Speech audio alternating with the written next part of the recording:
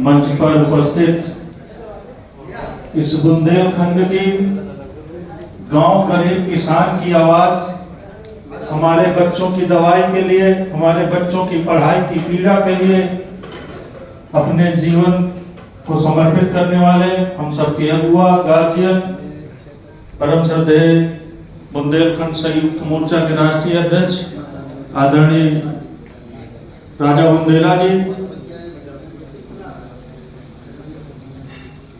दिल्ली प्रदेश शिवसेना के माननीय प्रदेश अध्यक्ष आदरणीय चौधरी साहब, इस दिल्ली एनसीआर में हम बुंदेलखंड वासियों को एक दूसरे से पिरोने का काम कर रहे बुंदेलखंड उत्सव समिति के आदरणीय अध्यक्ष प्रदीप सोनी जी, आदरणीय मेहरा जी, आदरणीय खरे साहब और पूरे बुंदेलखंड वासियों को अब डिजिटल आंदोलन से जोड़ने की मुझे लगता है, जिनके माध्यम से इस आंदोलन को और प्रचार प्रसार मिलेगा।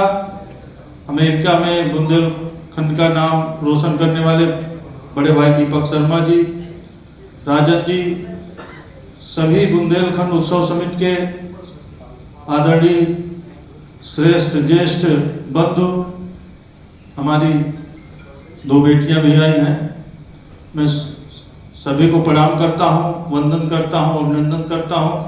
अपने व्यक्तिगत जीवन से आज रविवार को आप सबने अपनी माटी की आवाज को बुलंद करने के लिए समय निकालना।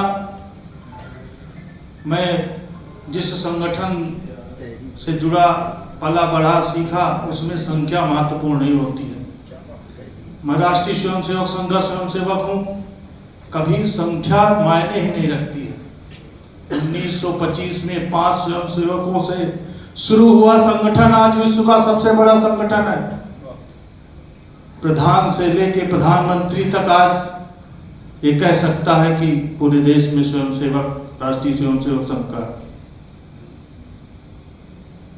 तो मैं आप सबसे अपने मन को छोटा मत करिए, ये जो संख्या है अपने आप में लाखों के बराबर है, क्योंकि आपने संघर्ष किया है। अपने गांव से निकल के आपने दिल्ली में आकर कितनी परेशानियां झेला, आज खुद को व्यवस्थित करने का प्रयास किया, उसके बाद भी अपनी माटी की आवाज के लिए आप यहाँ पर बैठे हैं। लेकिन एक प्रश्न पूछना चाहता हूं उन लोगों से जो हमारे वोट को लेकर दिल्ली में बैठते हैं, लखनऊ में बैठते हैं, भोपाल में बैठते हैं, उनके बच्चे हवाई जहाज से निकलकर विदेशों में पढ़ते हैं, लेकिन आज भी हमारे गांव के बच्चे हवाई चप्पल को तरसते हैं। जब भी आप गांव जाते होंगे, देखते होंगे, उस दर्द की आवाज का नाम है राजा बुंदेला, उस दर्द की इलाज का नाम है राजा बुंदेला। बहुत हुआ, अब समय आ गया है, हम सबको थोड़ी सी जिम्मेदारी निभानी होगी, क्योंकि उन्होंने तो पूरा जीवन ही अपनी माटी के लिए बलिदान कर दिया। अब जिम्मेदारी हमारी है। जब 1956 में बुंदेलखंड को यूपीएमपी में बांटने का काम तत्कालीन कांग्रेस सरकार द्वारा किया गया, उन्होंने ये भी नहीं सोचा था कामतानाथ भगवान की जो परिक्रमा हम लोग करते हैं, सब लोग जाते हैं, पूरा बुंदेलखंड वासी पैदल जाता अपने गांव से, उसको भी यूपीएमपी में बांटने का काम किया। भगवान राम जिस धरती पर 11 वर्ष 11 महीने 8 दिन रहे, उस धरती पर वो सुरक्षित रहे। आप सबको पता है, जब बुंदेलखंड से बाहर निकले तब माता सीता का हरण हुआ, लेकिन जब तक अपनी बुंदेलखंड की पावन धरती पर रहे तब तक पूरी तरह से संरक्षित रहे। अब ऐसी क्या वजह रही हो कि यूपीएमपी को तोड़ने का काम तत्कालीन सरकार ने किया, और उसके बाद बुंदेलखंड वो गाय है जिसका दूध पीने का काम भोपाल और लखनऊ बैठे सरकारें कर रही हैं, लेकिन वो गाय का चारा देने का काम हम बुंदेलखंड वासी कर रहे हैं। आखिर ये कब तक चलता रहेगा? आजादी का 69वां वर्ष का जश्न अभी हम सब ने बहुत अच्छे से निभाया, अभी एक अभियान पिछले 50 दिन चला, उसके माध्यम से मैं विद्यालयों में इतना कभी जीवन में मैं नहीं गया। गांव में विद्यालयों की इतनी दुर्दशा है, वो किस प्रकार से बच्चे पढ़ेंगे।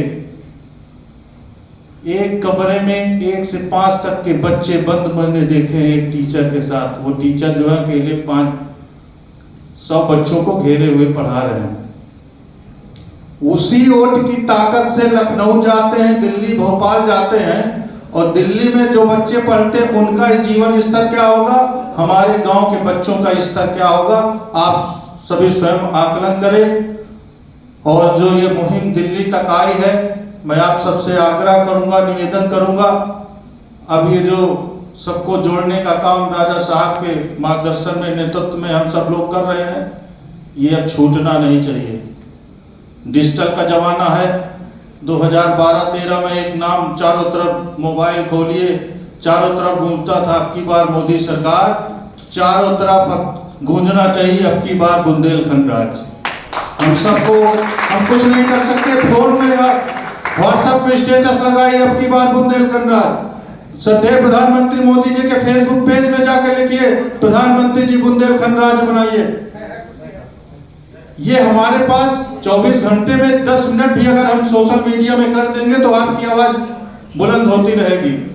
मैं पुनः आप सबका धन्यवाद देता हूं इस कार्यक्रम